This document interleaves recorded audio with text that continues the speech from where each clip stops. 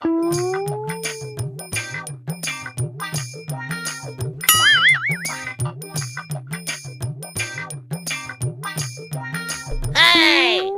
அண்ணன் வெண்டைக்காய் ரோட்ல உடச்சு போட்டுட்டு வந்துட்டு இருக்காரு. என்னவா இருக்கும்? என்னவா இருக்கும்?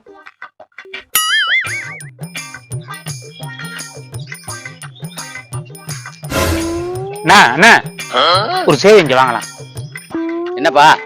நான் ரொம்ப நாளையா பாக்குறேன், அங்கே வந்து வெண்டைக்காய் ரோட்ல போட்டு உடச்சு போட்டுட்டு வந்துட்டீங்களா, எதுக்காக?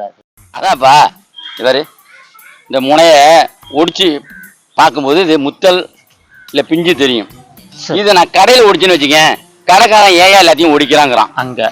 ஆமா, அவன் திட்டுறான். சரி சரி, ஒடிக்காம வீட்டுல வாங்கிட்டு வந்து வச்சுங்களேன், ஏன் அதை ஒடிச்சு பார்த்துட்டு வாங்கிட்டு வர மாட்டீங்களா? காட்டு கொடுத்தானே வாங்குறீங்க, கண்ணு தெரியுதா அப்படின்னு வீட்டுல திட்டுறாங்க. அதனால அவன்கிட்ட திட்டு வாங்காம அவன்கிட்ட அப்படியே வாங்கிடுறது.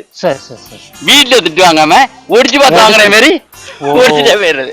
வரப்ப அப்படியே ஒடிச்சுட்டே வந்துடுறீங்க. ஆமா, எப்படி ஐடியா? நல்லா இருக்கு. என்ன ஒரு புத்திசாலித்தனம். அவன்கிட்டையும் திட்டு வாங்குறதுக்கு இவன்கிட்டையும் திட்டு வாங்குறதுக்கு சேவனேன்னு இடையில பண்ணிடுறோம். நான் பண்ணேன். சூப்பர். சரி, பரவாப்பா. வேற ஒண்ணும் இல்ல. வேற ஒண்ணும் இல்ல. பயங்கரமான ஆளா இருக்கேடா. பரவாயில்லையே, இந்த அண்ணன் ஒரு நல்ல ஐடியா தான் பண்றாரு. கடைக்காரன் அங்க எடுத்தா உடைச்சு போட்டு அங்க திட்டுறான், வீட்டுக்கு வந்தா வீட்டுல பொண்டாட்டி திட்டுறாங்க. என்ன இப்ப ரெண்டு பேருட்டுமே திட்டு வாங்காம இடைப்பட்ட நேரத்துல உடைச்சு போட்டு வர்றது நல்ல விஷயம்தான்.